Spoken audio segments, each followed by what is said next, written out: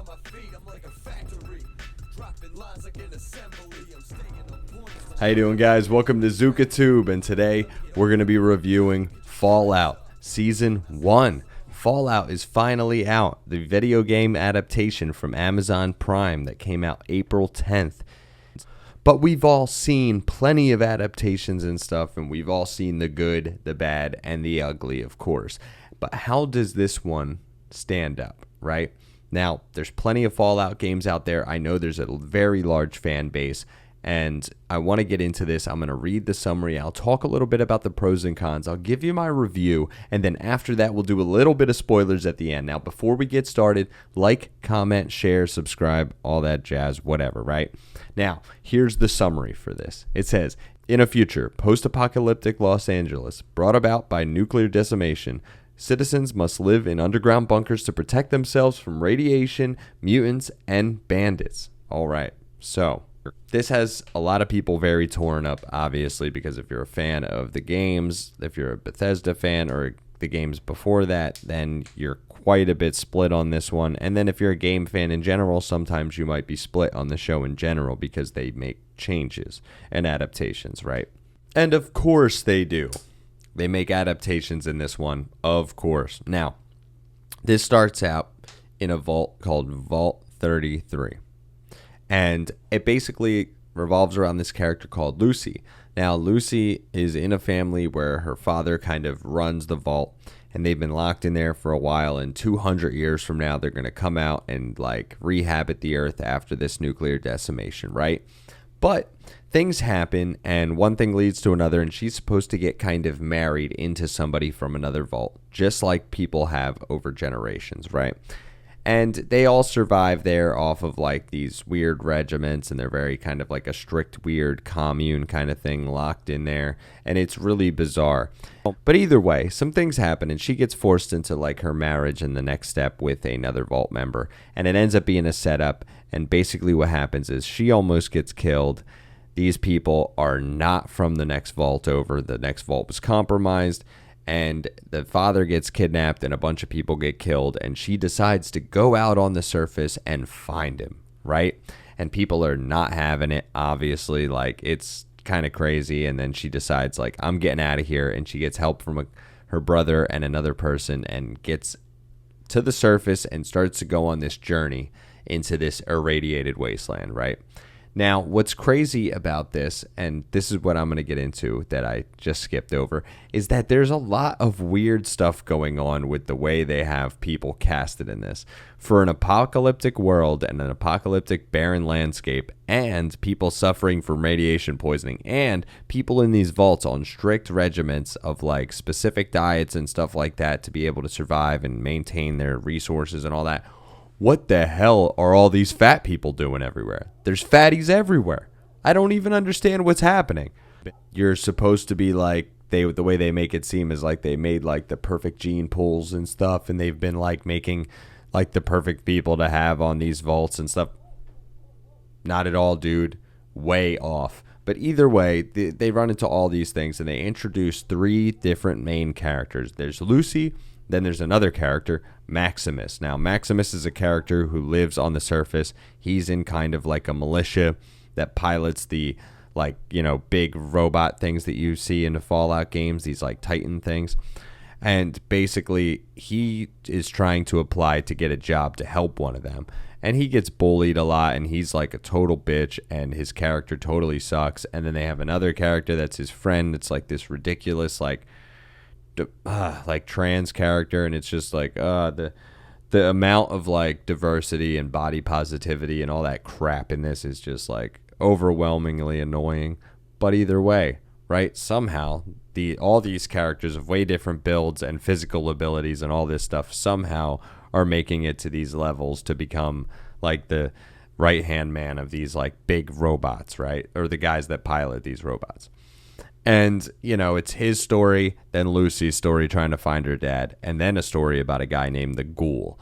Now, a Ghoul is this character who's, like, interesting because he's the guy, he's, like, super old. He's been living, like, hundreds of years. They don't necessarily tell you how. They start to lean into it, and you start to learn more about him as the story progresses. But his character's like this cool, like cowboy skeleton, Red Skull looking guy. And in the games, he's also in the games. And now this character is cool because he's kind of like a bridge between time, right? And now they'll go to the past, to the present, and all that stuff, and they'll do these little scenes where they'll show him before this happened, when he was like this like all movie star guy, and he did all these deals, and his wife worked for a company that like you find out more about, that's involved with stuff that happened in the present, and all this crazy stuff, right? And it's like a kind of interesting way to narrate their way through the story and give you like the exposition dumps, but like with a character, by giving you little aspects of how he became the ghoul, right? Now they're all after this, like there's the MacGuffin, right? And this whole thing is like where they have a character who's this scientist who implanted something in his neck and ran away, took a dog with him, and they're all after it because this thing is going to do some stuff that I don't want to spoil, right? But either way, let's get into the pros and cons of this. Like, the pros are, it's fun. It's very, if they're going for the video game way, like, they're definitely doing it. People here have ridiculous abilities to, like, get almost killed and then be okay. And I get, like, the whole, like, stim pack thing. But, man, the way people survive things sometimes is a little ridiculous. It's almost like, obviously, they have a lot of plot armor, right? Maximus's character, again, is very annoying, but like, it's fun to see some of the characters do goofy hijinks and fumble around certain things, especially when you consider like Lucy the main character. So there is that, and like it's fun to like look through the world. The props are cool, the environments are cool, like the prosthetics and stuff are really cool. And it's really fun to see that universe be brought to life. I feel like they did a really good job with a lot of like the way shit looks, and seeing these like suits go in, and the way like they use like bottle caps for money and stuff. And everybody's like, they got these little different aspects on the surface where some people are like, they just have radiation poisoning, but they're getting by. Some people left the vaults. Some people are still in vaults. Some people like, have been there a while and have mutated, and they're like all kind of freaky, and like all that like wildlife is mutated, and it's crazy, right? Now, the cons, like obviously some of the plot armor stuff, it gets a little ridiculous. And the way like people can travel all over this giant wasteland, but somehow all seem to find each other and catch up to each other at ridiculous paces. Like, it doesn't make sense, and it's obvious the way they did it, but sometimes it feels like a little bit of a fumble, right? Obviously, some of the characters are a little bit annoying, like I said, with like Maximus and stuff like that. And Lucy does some pretty annoying shit, but it's kind of more understood with her because she's been down in these vaults for so long, and she's not really aware of what's about to happen to her everywhere she goes, because it's always a surprise, right? And it's interesting to see this journey she goes on to find her father and what stuff she finds out along the way, right? But before I get into the spoilers, let me just give you my review, right? But like, I heard a lot of people going through and trying to review this and saying like it's an ultimate like basically like insult to like capitalism because these companies did all this stuff, and here's where we get to capitalism kind of being the main villain. And control these people with this vault and this this company, and like they're probably involved in all this stuff, and and it's ridiculous because okay, when you watch the show, right, these people that are in these companies that are trying to make these vaults for a disaster, that's not necessarily like capitalizing, right?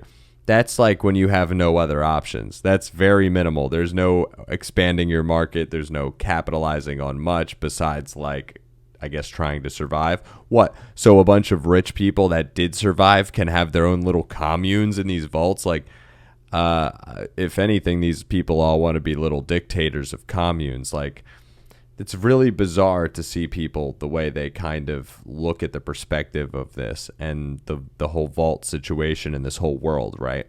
But with that being said, my review, right?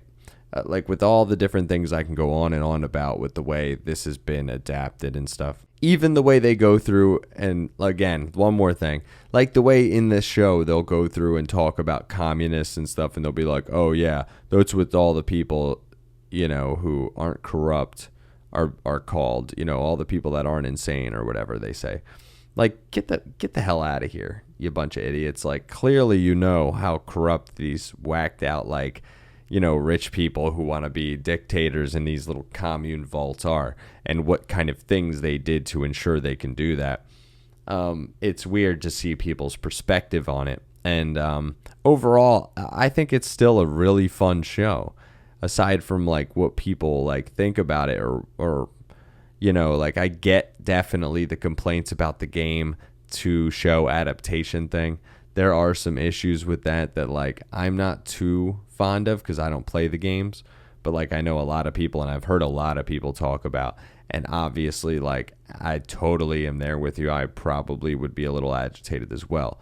But like the Twisted Metal show and stuff like that, this is a really fun kind of introduction to the world with a character that's not necessarily in the games, because you got to figure there's a lot of people doing a lot of things in all these games, because there's a lot of vaults out there. There's a lot of places in the United States during this time, and a lot of interesting ways to find out about the history of this world, right?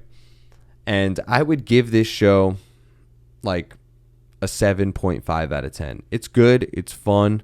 It's a little goofy and very flawed, but it's a video game adaptation, and you almost feel like they're trying to make it like a video game, but just in real time, right? That's what I get from it. And with that being said, let's get into some spoilers.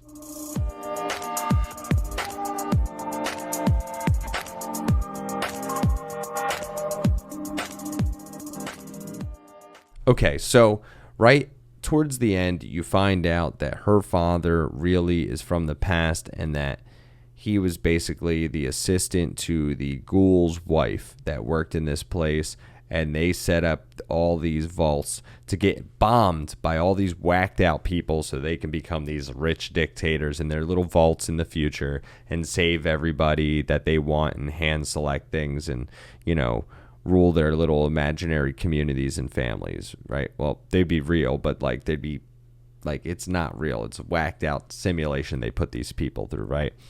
And he basically is a lot more sinister and all that than you think, because the mom apparently tried to run away with the daughter and go to this other world, who in this world apparently in the video games is not this utopia that they make it seem.